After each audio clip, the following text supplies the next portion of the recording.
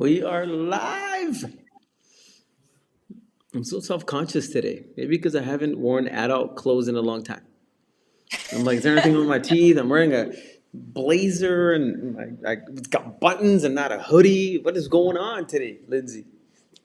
You look fancy today. I am not wearing normal grown-up clothes. I'm wearing my sweatpants, which you cannot see. Oh man, I don't know if your kids do it, but every now and then, when I get dressed up for a meeting, they do a double look. Like, what's going on today, Daddy? Like, something is off. I'm like, this is how I used to dress before COVID, friends. Yeah. The This kids was are like, "Are we going somewhere? You're wearing pants. What's going on?"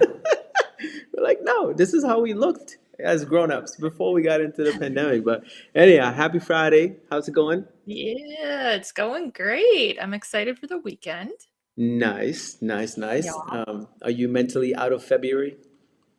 I'm trying to shake off the Februarys and get excited about spring, but it won't stop snowing, so it's a struggle.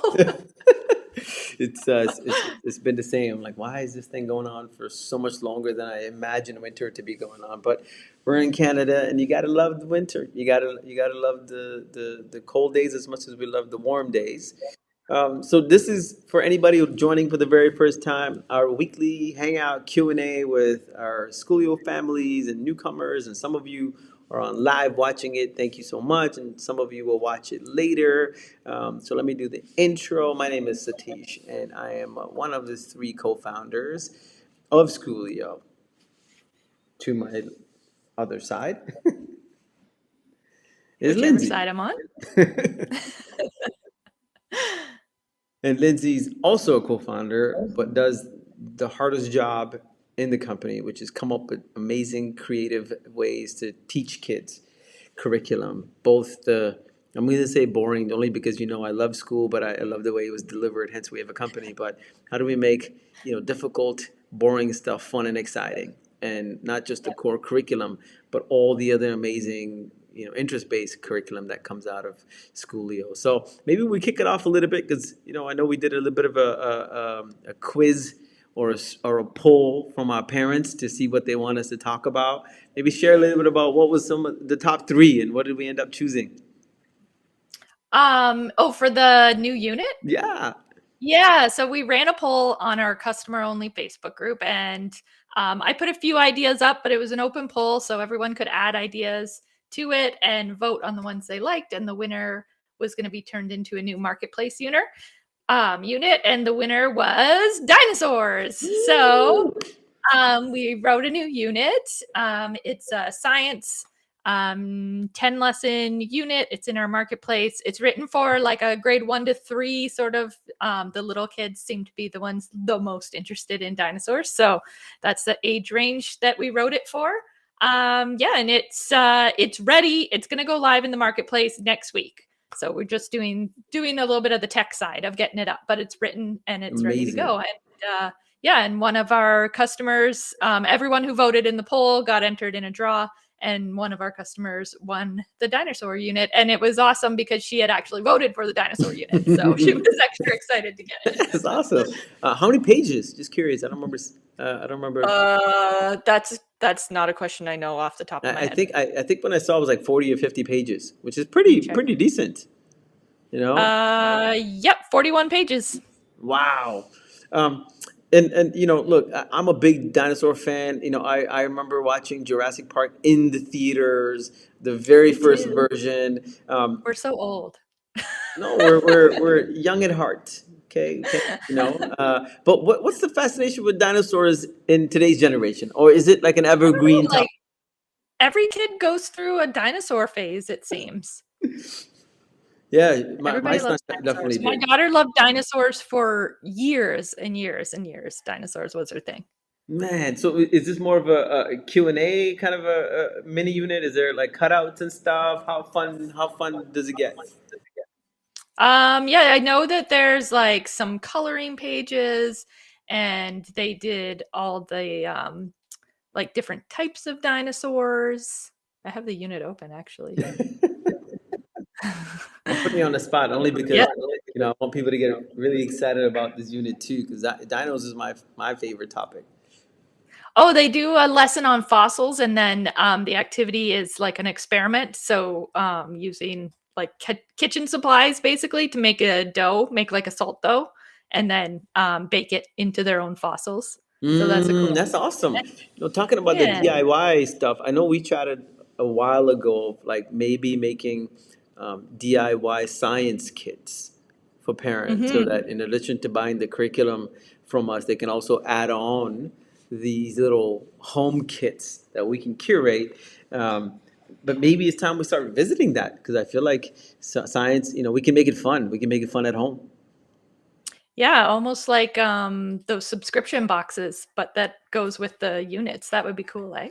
Yeah, so if you guys are watching this and you've got a Schoolio curriculum in science, any grade, or if you're thinking about buying our science program, comment below. I'd love to know how many people are interested in some kits, because they're not that hard to put together. We've got a great team that can source the content and put it into a nice little neat box that just shows up, for you to do some curriculum with.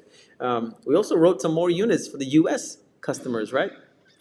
Yeah, we are busy working on our US version of all of our awesome Schoolio content. So we've hired some teachers, US teachers, who are helping us write all that. And it's chugging along. It's, as you know, content creation is a big project when we went through the Canadian version. Yeah. But yeah, it's coming along, and it probably, I would say, a month and a half, and we'll be ready Mm-hmm. to launch our complete K to 8 in the US. That's so exciting. And I know this question or this topic wasn't on our agenda today, but I was on LinkedIn right before this, and this continued lack of support for educators and this continued resignation that's happening. And for the folks that are watching us for the first time, if you don't know, Lindsay's also a certified educator, right? And so, what do you think is happening? Why are teachers frustrated? Why are teachers, and is it all COVID related, or was that the final sort of push over the edge? Yeah, I think maybe that I think teachers were already struggling and overworked, and that COVID was really just like that straw that broke the camel's back in a lot of scenarios. And it's a problem that exacerbates, I can talk, itself. I'm going to pretend that I said that word right because I don't know how to say I it can't right. even pronounce it, so you But won. like the more teachers leave, the more the ones who are left are put under pressure, and then the more leave, and it's just a problem that sort of escalates. So, um, yeah, No, it's it's crazy interesting though. that once word got out that we have kindergarten to grade 8 for U.S., and the fact that we have social studies and all of it, we've had so many teachers reach out to see if they can use it for lesson planning, because that takes up almost 50-60% of their time. Not only do they have to create the lessons, then they have to go figure out how to supplement it with worksheets, and that's just the bare bones. And on top of that, you got to find fun, cool, things that'll keep their attention at the same time. And so, if you're a teacher both in Canada, U.S., we would love to connect with you as we look at how can we take our parent-focused solution today and tweak it, which we think we can do, and make it available for teachers for lesson Yeah. planning. Help teachers with that planning portion. One thing I always say about teaching is, you'll hear people say, oh, teachers only work 10 months of the year. They get all summer off. They only work 9 to 3 or whatever. But the time that you are in front of a class, think of it as like a play. So when you're standing in front of the class and you're delivering a lesson, that's the performance. But the teacher writes the script, and the teacher plans the activities, and the teacher preps all the materials and all of that in the hours that they're not on stage, and they're on stage almost all day. Right. So if we can say, you're delivering the content, you're the skilled deliverer of content, but we can help with the script and the activity and the prep, and take a little bit of that off your plate, then I think Yeah. that we can really help educators that way. I think this is probably the best analogy you've ever used to explain this, because I get it better than ever before. Because once you use the play analogy, I get it. Because I'm also on stage and doing some stuff. with music and things. And when Mhm. people see the performance, It's such a small part of it, it's a right? small part. We're prepped for months to get to that 3 hours on stage. And so I totally get it now. What a great analogy. And I think, we've taken a start with helping parents with that problem of how do you organize at home for teaching your student. But I believe that same model can now say, okay, if we could provide a solution where as a teacher, you log in and your grade 3 baseline core curriculum and some worksheets. It's all done for you, sorted for you, mapped out over some sort of a schedule that you can mix and match. But if we can do that from a technology perspective, how cool would it be to give you back 50% of your time? Hmm. You know? Yeah, and the ability to differentiate that learning too, where it's like I have one child that's working a little bit under grade level, so I can grab him a different level of work, or I have a child that's, gifted or whatever, and they're a bit ahead, and I can grab them some fun activity that doesn't feel like they're being punished for being ahead, but keeps them engaged and Yeah. that all that mix and match stuff.